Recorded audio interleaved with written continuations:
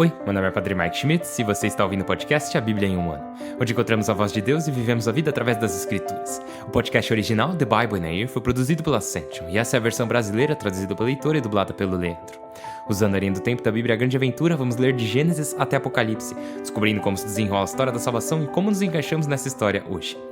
É o dia 266, o que significa que agora falta menos de 100 dias para concluirmos a jornada.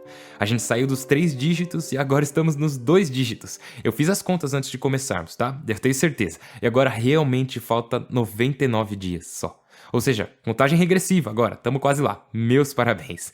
Hoje vamos ler o Evangelho de Mateus, capítulos 27 e 28, que é a conclusão do Evangelho de São Mateus, e também Provérbios 19, versículos de 25 a 29. Como sempre, a Bíblia que eu uso todos os dias é a Bíblia da Grande Aventura, da Ascension em inglês. Você pode acompanhar usando qualquer Bíblia que você preferir, porém recomendamos a Bíblia do Peregrino. Se você quiser saber quais vão ser os próximos capítulos ou marcar o quanto você já leu, é só baixar o plano de leitura de graça no link na descrição do vídeo. E você pode se inscrever no canal e ativar o sininho para ficar sabendo sempre que sair um episódio novo. Como eu disse, hoje é o último dia do nosso interlúdio messiânico do Evangelho de Mateus. E amanhã vamos começar o período do retorno. Passamos por todo aquele tempo no exílio, lendo sobre os profetas e tal, e agora vamos ver como vai ser o retorno deles à Terra Santa. Vamos ver isso amanhã. E você saberia disso caso tivesse baixado o nosso plano de leitura de graça no link na descrição do vídeo. A gente vai começar com Esdras, depois o profeta Ageu, daí Zacarias, Neemias, Esther, e vamos ver todas essas histórias, e eu tô muito animado. Mas vamos começar isso aí amanhã.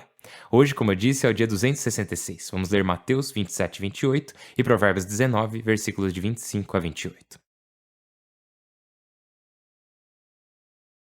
O Evangelho segundo Mateus, capítulo 27.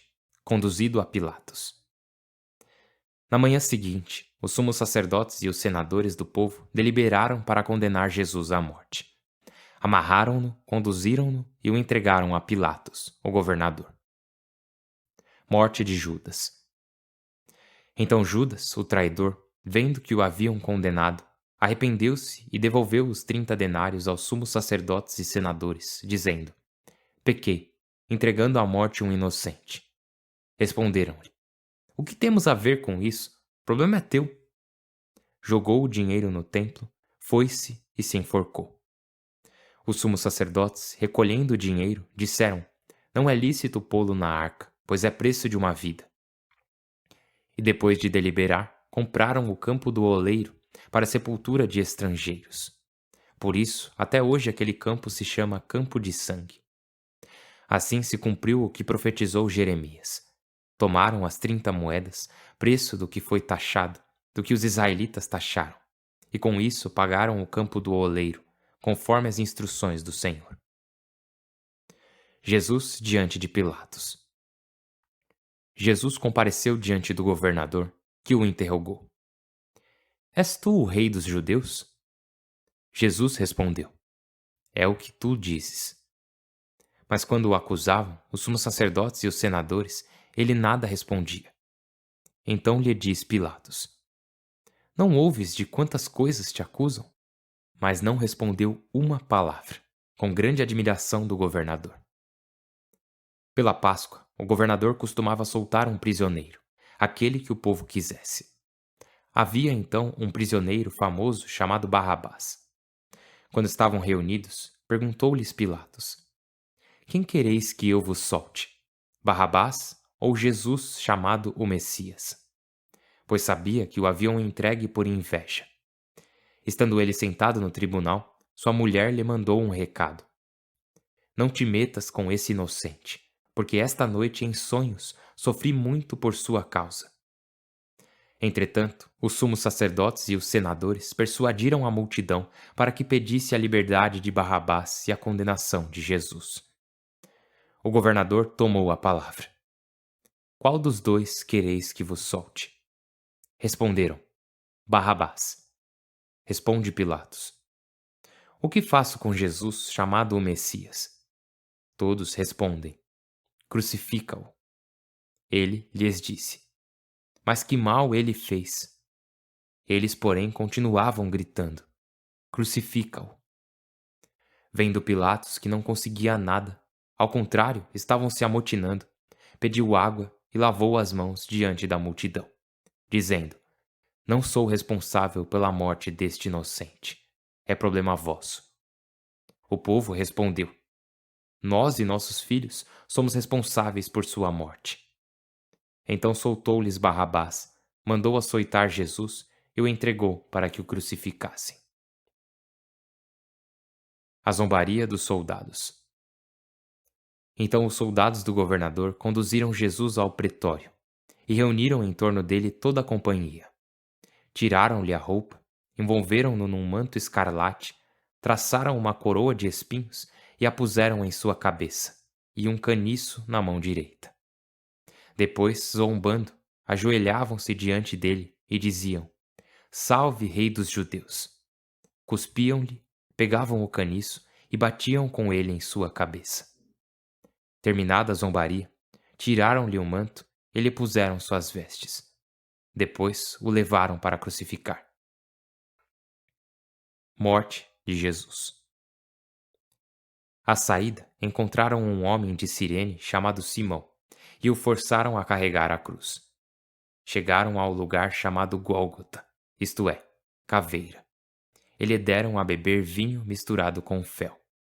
Ele o provou, mas não quis beber.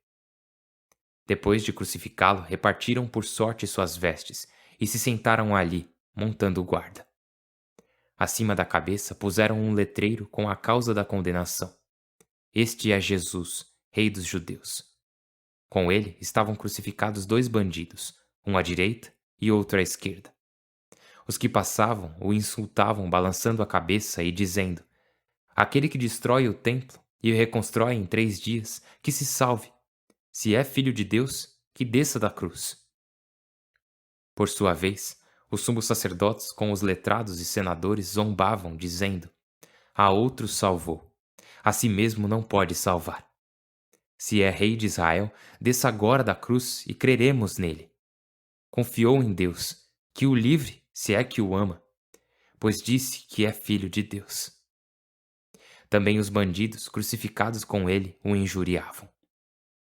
A partir do meio-dia, todo o território se escureceu até a metade da tarde. À metade da tarde, Jesus gritou com voz potente: Eli, Eli, lema sabachthani, ou seja, Deus meu, por que me abandonaste? Alguns dos presentes, ao ouvi-lo, comentavam: Este chama a Elias. Imediatamente um deles correu, tomou uma esponja empapada em vinagre e com um caniço lhe deu de beber. Os outros disseram: Espera, vejamos se Elias vem salvá-lo. Jesus, lançando outro grito, expirou. O véu do templo se rasgou em 2, de cima a baixo. A terra tremeu, as pedras racharam, os sepulcros se abriram e muitos cadáveres de santos ressuscitaram. E quando ele ressuscitou, saíram dos sepulcros e apareceram a muitos na cidade santa. Ao ver o terremoto e o que acontecia, o capitão e a tropa que montavam guarda a Jesus diziam, espantados: Realmente, este era filho de Deus. Estavam ali olhando de longe muitas mulheres que haviam acompanhado e servido a Jesus desde a Galiléia. Entre elas estavam Maria Madalena, Maria, mãe de Tiago e José, e a mãe dos Zebedeus. Sepultamento de Jesus. Ao entardecer, chegou um homem rico de Arimateia chamado José, que também tinha sido discípulo de Jesus. Apresentando-se a Pilatos, pediu-lhe o cadáver de Jesus. Pilatos mandou que o entregassem. José o tomou, envolveu-o num lençol de linho limpo e o depositou num sepulcro novo que havia cavado na rocha. Depois fez rodar uma grande pedra na entrada do templo e foi embora. Estavam aí Maria Madalena e a outra Maria, sentadas diante do sepulcro. No dia seguinte, o que segue à vigília, os sumos sacerdotes se reuniram com os fariseus e foram a Pilatos dizer-lhe: Recordamos que, quando ainda vivia, aquele impostor disse que ressuscitaria no 3º dia. Manda que vigiem o sepulcro até o 3º dia, para que seus discípulos não roubem o cadáver e digam ao povo que ele ressuscitou da morte. A última impostura seria pior que a primeira. Respondeu-lhe Pilatos: Aí tendes uma guarda. Ide e vigiai-o como entendeis. Eles vigiaram o sepulcro, pondo lacres na pedra e postando a guarda. Capítulo 28. Ressurreição. Passado o sábado, ao despontar a aurora do primeiro dia da semana, Maria Madalena com a outra Maria foram examinar o sepulcro. Sobreveio um forte tremor, pois um anjo do Senhor, descendo do céu, chegou e fez rodar a pedra, sentando-se em cima. Seu aspecto era de relâmpago e sua veste branca como a neve. Os que montavam guarda começaram a tremer de medo e ficaram como mortos. O anjo disse às mulheres: Não temais. Sei que buscais a Jesus, o crucificado. Não está aqui. Ressuscitou como havia dito. Aproximai-vos para ver o lugar em que jazia. Depois, ide correndo anunciar aos discípulos que ele ressuscitou e irá à frente para a Galiléia. Lá o vereis. Esta é minha mensagem. Afastaram-se depressa do sepulcro, cheias de medo e alegria, e correram para dar a notícia aos discípulos. Jesus saiu ao seu encontro e lhes disse: Alegrai-vos. Elas se aproximaram, abraçaram seus pés e se prostraram diante dele. Jesus lhes disse: Não temais. E de avisar meus irmãos que se dirijam a Galiléia, onde me verão. Enquanto elas caminhavam, alguns da guarda foram à cidade e contaram aos sumos sacerdotes tudo o que acontecera. Estes se reuniram para deliberar com os senadores e ofereceram aos soldados uma boa soma, recomendando-lhes: Dizei que de noite, enquanto dormíeis, os discípulos chegaram e roubaram o cadáver. Se a notícia chegar aos ouvidos do governador, nós o tranquilizaremos para que não vos castigue. Eles aceitaram o dinheiro e seguiram as instruções recebidas. Assim se espalhou esse boato entre os judeus até hoje. Missão dos discípulos. Os 11 discípulos foram a Galiléia, ao monte que Jesus lhes havia indicado. Ao vê-lo, prostraram-se, mas alguns duvidaram. Jesus se aproximou e lhes falou: Concederam-me plena autoridade no céu e na terra. Portanto, ide fazer discípulos entre todos os povos. Batizai-os, consagrando-os ao Pai, ao Filho e ao Espírito Santo, e ensinai-lhes a cumprir tudo o que vos mandei. Eu estarei convosco sempre, até o fim do mundo. O livro de Provérbios, capítulo 19, versículos de 25 a 29. Golpeia o cínico e o inexperiente se tornará cauteloso. Repreende o prudente e seu saber aumentará. Quem maltrata o pai e expulsa a mãe é filho indigno e infame. Filho meu, deixa de aceitar a correção e te perderás por falta de princípios.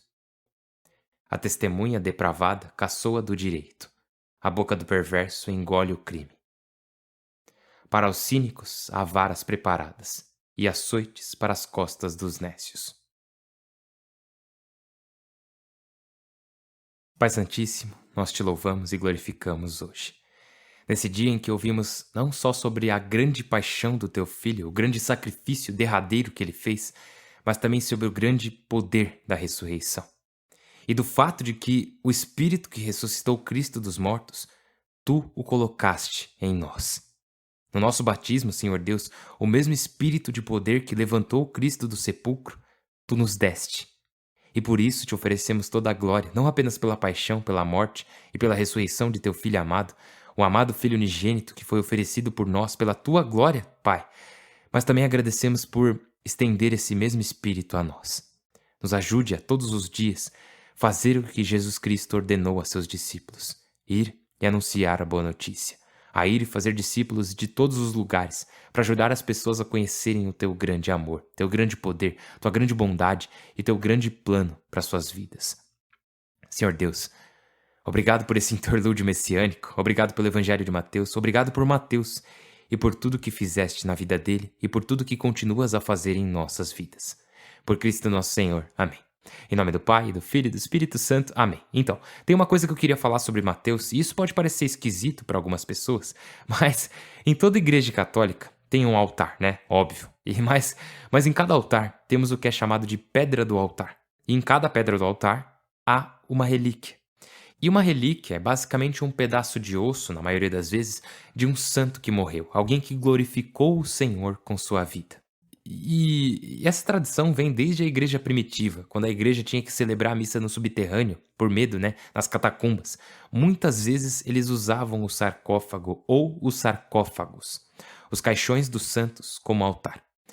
E assim temos essa conexão com nossos antepassados na fé, né? Aqueles que vieram antes de nós nos lembramos deles e pedimos sua intercessão, suas orações. Assim como eu peço para que vocês rezem por mim, eu rezo por vocês, né? Nós intercedemos uns pelos outros. E também sabemos que nós ouvimos Jesus dizer há 2 dias que Deus não é o Deus dos mortos, mas dos vivos. Portanto, todos aqueles que morrem nele ainda estão vivos, certo? E assim, eles podem oferecer orações por nós. Assim como você e eu podemos oferecer orações um pelo outro, né? Então temos essa tradição. Temos essas relíquias como um lembrete desse santo e daqueles que vieram antes de nós, da maneira como Deus agiu através de pessoas imperfeitas para realizar sua vontade no mundo. Então, você tem essa conexão histórica na qual participamos ao celebrar a missa. Porque quando chegarmos no livro de Apocalipse, vamos ver que os santos e todos os que estão no céu, né, os santos com S minúsculo, que são todo mundo que foi batizado e está no céu, vamos ver no livro de Apocalipse todas essas pessoas reunidas em torno do trono do Cordeiro, oferecendo orações. Então reconhecemos que quando rezamos a missa na terra, estamos nos juntando à oração da missa, à glória ao Pai no poder do Espírito Santo através de Jesus Cristo. Estamos unindo a nossa oração à adoração celestial que está acontecendo nesse exato momento. E assim, a relíquia no altar é um lembrete de que é isso que está acontecendo. Enfim, eu falei tudo isso, dei todo esse contexto para dizer que aqui onde eu estou, na diocese de Duluth, na catedral, a relíquia sob a catedral é de Mateus, o apóstolo. O que é simplesmente incrível, não é? Temos um pedaço do osso do homem que escreveu o Evangelho de Mateus, o coletor de impostos que foi chamado do seu posto por Jesus, vem, siga-me, que se levantou e seguiu o Senhor. Então, temos essa conexão viva, essa conexão histórica com a igreja primitiva e com esse apóstolo em particular, cujo evangelho temos ouvido nos últimos 8 ou 9 dias. E, cara, que bênção incrível, né? É realmente algo muito legal. Mas uma bênção ainda maior, maior do que qualquer cristão, que qualquer apóstolo, é o grande sacrifício de Jesus Cristo. E hoje vimos o interrogatório de Jesus por Pilatos, ele ficando em silêncio. Vimos a multidão escolhendo Barrabás em vez de Jesus, e acho que falamos disso em um dos outros interlúdios messiânicos, mas é interessante ressaltar de novo. Que o nome Barrabás, Bar em hebraico, significa filho de, e Abá é pai, né? Então Barrabás, o nome dele, quer dizer filho do pai. E temos Jesus, que é o verdadeiro filho do pai. Temos o filho do pai que é um criminoso, um assassino, e temos Jesus que é inocente, completamente inocente. E quem o povo escolhe? O povo escolhe libertar o assassino. Eles escolhem esse falso filho do pai, por assim dizer, e estão dispostos a abrir mão, a sacrificar, a crucificar o verdadeiro filho do pai. E isso, meio que, a gente volta lá para... Vimos esse tema aparecer diversas vezes no Antigo Testamento, né? Já falamos várias vezes aqui sobre Jacó e Esaú, que Esaú estava disposto a trocar seu direito de primogenitura por um prato de lentilha, né? Um guisado. E nós fazemos isso, né? Muitas vezes estamos dispostos a trocar nosso direito de primogenitura, o presente, a herança que Deus nos deu, por algum pecado que queremos cometer, ou por qualquer coisa que queremos que viole a vontade de Deus. E aqui, o povo de Israel, e você vê, né, que temos os mesmos corações. Vivemos em tempos diferentes, locais diferentes, culturas diferentes, mas nós temos os mesmos corações. Nossos corações são tentados a escolher o falso em vez do verdadeiro, a escolher o errado ao invés do certo, a escolher Barrabás em vez do verdadeiro Filho de Deus, o verdadeiro Filho do Pai. Outra coisa interessante é que o povo diz: nós e nossos filhos somos responsáveis por sua morte. E essa parte muitas vezes foi usada para justificar a opressão ou o maltrato ao povo judeu, o que é algo absurdo, né? Mas reconhecemos que isso foi escrito por Mateus. Mateus registrou que disseram isso, e ele está registrando isso de certa forma como um profeta, né? Assim como fez Jeremias, assim como fez Ezequiel, Isaías, ele está dizendo: se vocês não se arrependerem, isso aqui é o que vai acontecer. O sangue desse inocente estará em suas mãos. Então isso aqui é uma continuação, né? Precisamos ler os evangelhos tendo em mente tudo o que lemos antes. Então quando vemos essas passagens que parecem simplesmente condenar o povo judeu, não é uma condenação vinda de um cristão. Mateus escreve isso como um profeta judeu, porque, assim, eu não sei se fez sentido, então eu vou dar uma esclarecida. Os primeiros cristãos, eles não se viam como, e vamos ver bem isso quando lermos o livro dos Atos dos Apóstolos. Os primeiros cristãos não se viam como pessoas que estavam começando uma nova religião. Eles se viam como judeus, tipo, sim, nós somos judeus. E esse homem, Jesus Cristo, acabou de cumprir todo o judaísmo. Todas as histórias do Antigo Testamento, a aliança que Deus fez com Abraão, Isaac, Jacó, que Deus fez com Davi, tudo isso foi cumprido aqui em Jesus. Então nenhum deles pensaria, eu vou dizer tal coisa sobre os judeus porque é sobre eles e não sobre nós. Tipo, não. Eles são os judeus. Eles são o povo de Israel, o povo da aliança. E essa aliança agora foi cumprida. Ouvimos Jesus dizer ontem, na última ceia, esse é o sangue da nova e eterna aliança. Ou seja, a história continua em uma nova aliança agora. Assim como você teve a primeira aliança com Adão e Eva, depois uma nova com Noé, e depois com Abraão, e assim vai até chegar em Jesus, que estabelece essa nova aliança em seu sangue na última ceia e a consuma na cruz. Agora, a última coisa. A gente tem a ressurreição, mas eu acho que vale a pena refletir quando se trata dessa parte de Jesus na cruz, no Evangelho de Mateus. Jesus clama essas palavras, diz lá: à metade da tarde, Jesus gritou com voz potente: Eli, Eli, lema sabachthani. Ou seja, Deus meu, por que me abandonaste? E tem algo profundo nisso.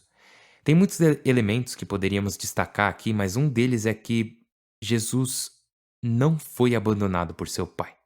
O pai nunca virou o rosto para longe de Jesus. O pai estava unido com o filho naquele momento do sacrifício e ainda assim Jesus pôde sentir o abandono que cada um de nós já sentiu.